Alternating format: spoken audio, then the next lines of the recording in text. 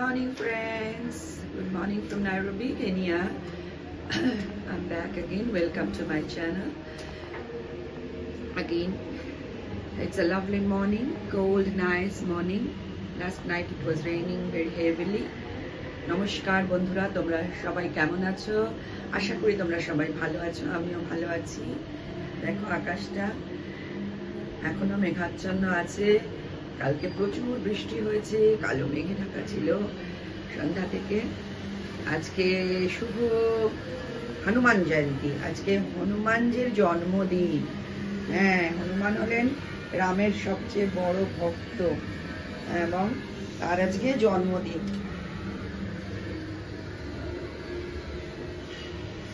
টপগুলো আমি একটা সময় রং করেছিলাম এরকম ডিজাইন। এখন তো দেখো এই জবা গাছটা খুব থোকা জবা হবে, এটা বড় হচ্ছে। প্রায় 6 মাস একটা লাঠির মতো দাঁড়িয়েছিল, কাঠির মতো। তারপরে এখন অনেক অনেক পাতা হয়েছে। এই ফুলটা তো তোমরা দেখেছো, ইউথোরিয়াম, সুন্দর ফুল। এখন একটা ছোট্ট পাখি এসেছিল, এসে এই ফুলের মতো খাচ্ছিল আমাদের জবা ফুলে। আর ওই দূরের গাছগুলো কি অপূর্ব, দেখো ফ্লেম কালারের সব ফুল ফুটে আছে, ইয়েলো ফুটে আছে। তোমরা শুনতে পাচ্ছ হনুমান চালিসা হচ্ছে, আমার মনে হয় শুনতে পাচ্ছ। আমাদের এখানে পাটনি ব্রাদারহুড আছে, আমার বাড়ির একদম পাশে পাটনি ব্রাদারহুড।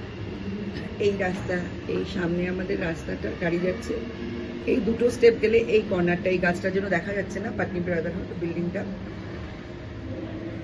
जय हनुमान ज्ञान गुण सागर, जय कपीस त्रिलोक उजागर।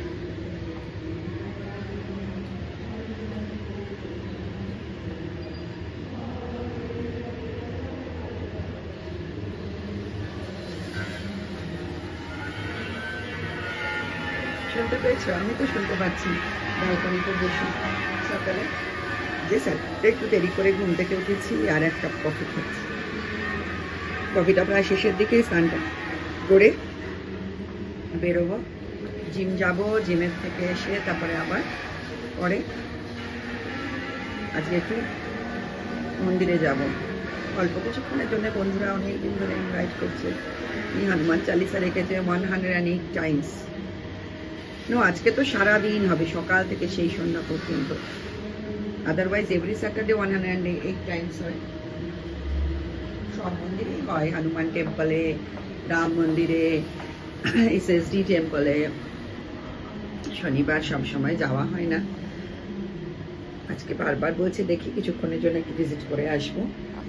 প্রেয়ার করা তো ভালো, তাই না? আজকে বীর হনুমানের জন্মদিন। বীর হনুমান 1 লাফে লঙ্কায় পৌঁছে গেছিলেন তিনি, আর সীতাকে রক্ষা করে এনেছিলেন। সীতা মাতা, হ্যাঁ, ওনাকে রক্ষা করে এনেছিলেন।